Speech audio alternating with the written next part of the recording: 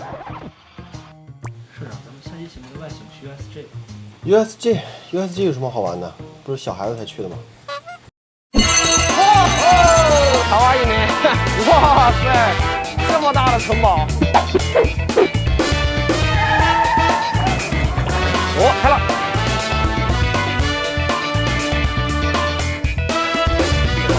嗨，皆さんこんにちは，社长带你看日本。大家好，我是社长刘洋。大家可以看到啊，社长身后的这个著名的标志，这就是大名鼎鼎的环球影城。没错啊，社长虽然住在大阪啊，但是没有去过环球影城，真的是非常可惜啊。听说北京的环球影城马上就要开业了，而且票价被炒到了几千块钱人民币一张。不知道大家为什么对环球影城这么着迷啊？因为社长没有去过，所以今天社长就要亲自去见证一下。走，我们走。日本环球影城又叫做 USG， 日语叫 Universal， 位于日本大阪市此花区，是目前世界5家环球影城主题乐园之一。USG 于1998年10月由好莱坞著名影星阿诺德·施瓦辛格主持动工，经过3年的修建，2001年3月正式开园，今年正好是20周年纪念。这有一个价目表，给大家简单的介绍一下大阪的环球影城的价格。如果说你只是想玩一次的话，大人是8200，大概就是500块钱；小朋友呢是5400，那就是300块钱人民币左右。大家可以和北京的环球影城的价格做一下简单的对比。社长现在还没有进去啊，已经听到了鬼哭狼嚎的声音，大家感受一下这个欢快的气氛啊！走走走，快进去！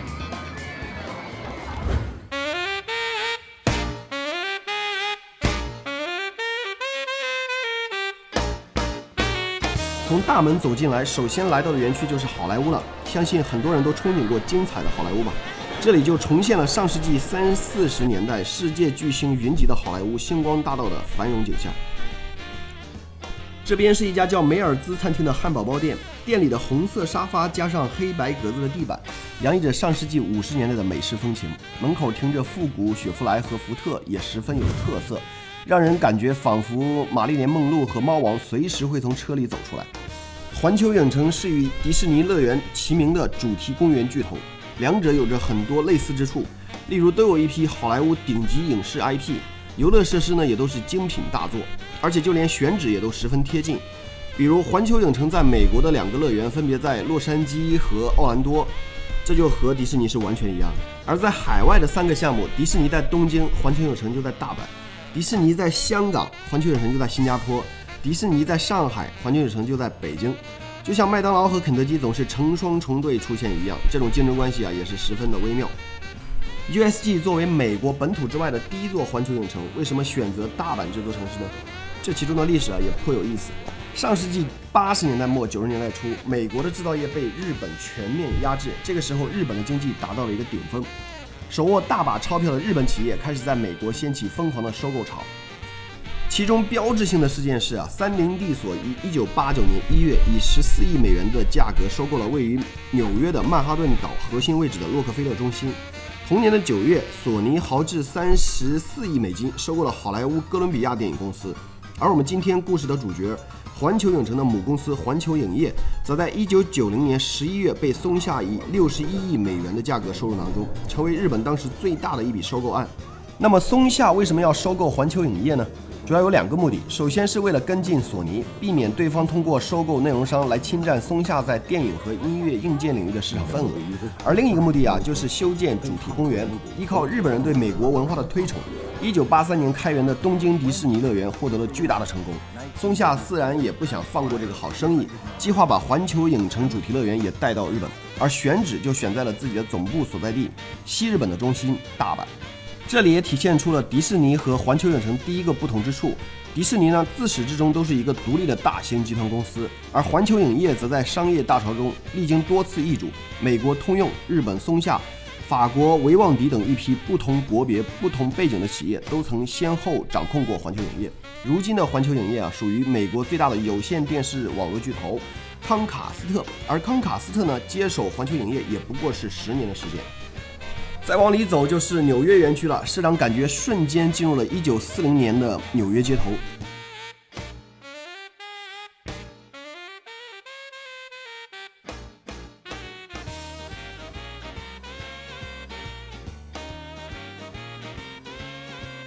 既然来到了纽约，当然少不了的就是纽约的好邻居蜘蛛侠了。这个蜘蛛侠惊魂历险记的游乐设施是整个 USG 里最元老的项目，从2001年开园以来就深受大家的喜爱。听说这个蜘蛛侠的室内过山车是一个非常非常火的项目，过去排队都要2个小时以上，现在呢我看了一下，只需要15分钟，社长进去玩一下，等会儿再出来。游戏用虚拟视频结合实际过山车的技术，让游客模拟参与了蜘蛛侠打击罪犯的过程。不过虽说是一同打击罪犯啊，但社长感觉我们就是来拖后腿的，以至于蜘蛛侠在与反派打斗的同时啊，还得抽空保护我们这些挂机的队友。最终忙完呢，还不忘谢谢我们帮了大忙，想想还是觉得蛮搞笑的。哇，这个项目绝对是值得体验的。整个的那个3D 的仿真效果做的特别棒，就像你跟着蜘蛛侠在那个纽约城的夜景里啊，打各种各样的妖怪啊，那个太刺激了。社长刚从蜘蛛侠出来，还意犹未尽，在对面看到了一个倒立的蜘蛛侠，搞一搞这个。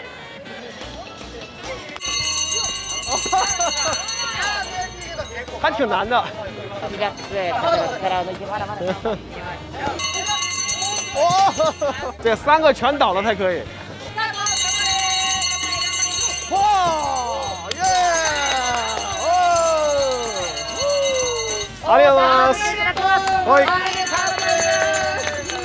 中奖了！来。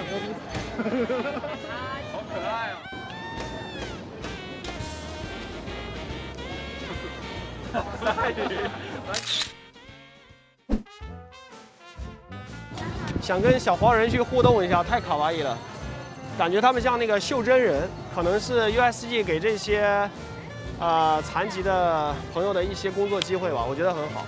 这里是全世界最大的小黄人主题园区，离得老远就能听到小黄人的笑声和碎碎念，欢乐的氛围啊，让人不禁嘴角上扬起来。整个园区于2017年开放，投资约100亿日元。在这座乐园中啊，除了有小黄人主题的游乐设施之外，还有可爱的小黄人汉堡和周边商品的售卖。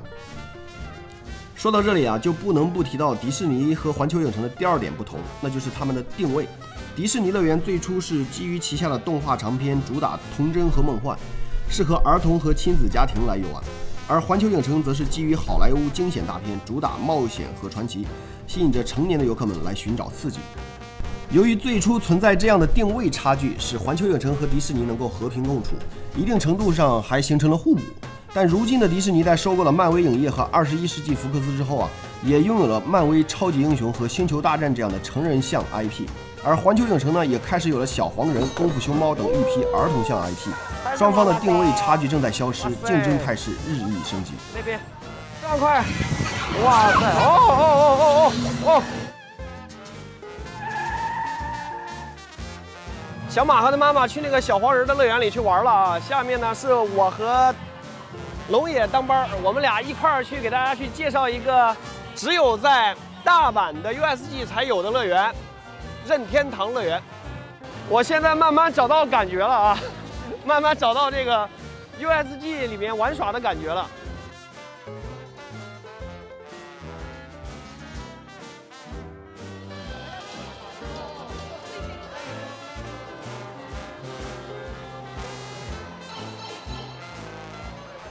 接下来就是最具日本特色、全球唯一的超级任天堂世界了。对于喜爱游戏的人来说呀，或多或少可能都有过好想真正进入游戏的世界看看的这种妄想。而今年3月才开放的超级任天堂世界就是梦想成真的地方。整个园区以任天堂招牌游戏超级马里奥为主题，完美的还原了游戏里的缤纷世界。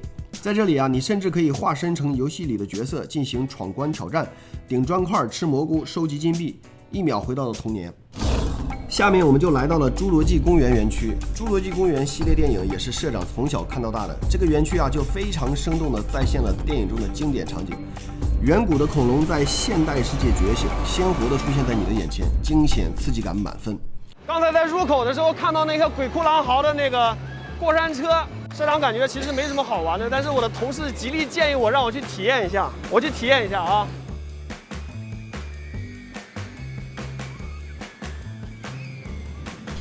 这个飞天翼龙是整个 USG 里最惊险刺激的项目了，一进来就能听见尖叫声此起彼伏。整个过山车全长1124米，落差37.8米，是世界上距离最长、落差最大的过山车。其特点是需要呈180度俯卧式搭乘，仿佛是被无齿翼龙抓住了背部，全身直接暴露在空中飞翔，绝对惊险刺激。过山车迷们啊，一定不能错过，反正社长是不会再做第二次了。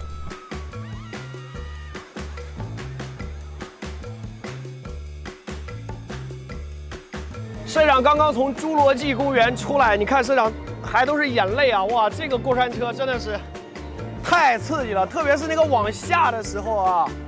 我告诉你，我想跟你本色出演一下，但是现在可能很难。就是我听见身边的人不断在喊“哎呦”，我根本不敢睁眼，我是不敢做第二次了。我们到那个海贼王的主题餐厅去吃点东西啊！大口喝酒，大口吃肉。外側に行きたいですけど。はいどうぞ。はい。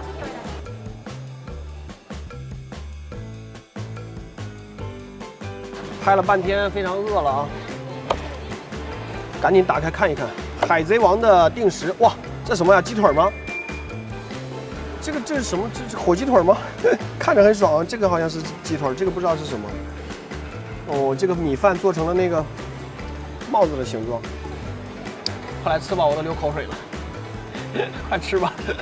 先从蔬菜开始吃，还可以。哦，这块是牛排，直接咬吧。尝一尝这个。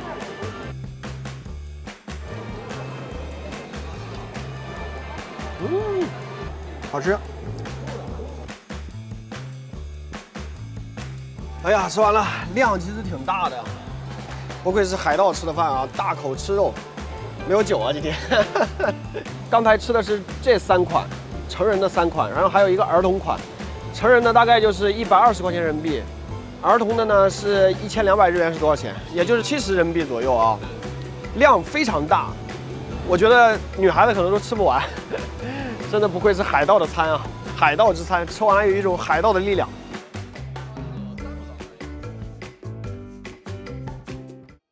现在社长来到了哈利波特的乐园，你听有一个那个霍格沃兹那个背景音，这块应该是在哈利波特电影里的一个场景的还原，哈利波特里面的巨石阵，我们进去看看吧。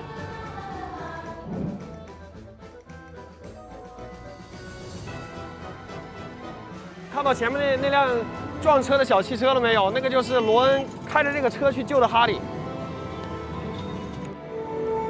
哇塞！哇，这个大爷拿个魔法棒在那边演绎呢啊！进入园区，首先映入眼帘的就是霍格莫德村的商店街，两旁英伦风格的建筑被白雪覆盖着屋顶。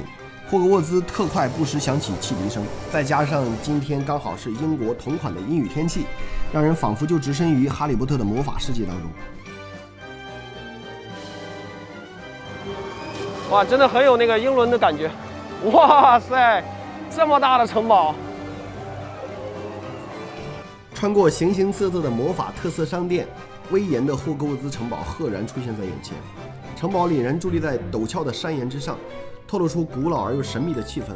今天只需要等10分钟的时间，据听说以前都要等4、5个小时。哇塞，运气太好了！走，进去玩一玩。飘满蜡烛的礼堂穹顶，琢磨不透的旋转楼梯，还有邓布利多的校长室，一幕幕电影里的场景浮现在社长脑海中。社长已经从霍格沃兹魔法学院出来了，里边的感受太好了，因为里边是一个全裸眼的3D 效果，就是你跟着那个哈利波特后边骑着那个扫把往前飞的那个感觉太棒了，那个风景实在是太好了，跟在哈利波特后边这样一直飞，哇，下面全部都是那些绿色呀、山路啊、城堡啊，太棒了！一定要来哈利波特的霍格沃兹魔法学院。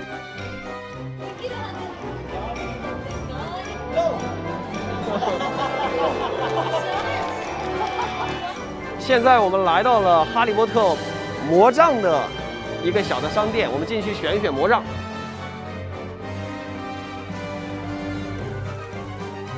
大丈夫だと思います。はいはい校长用的。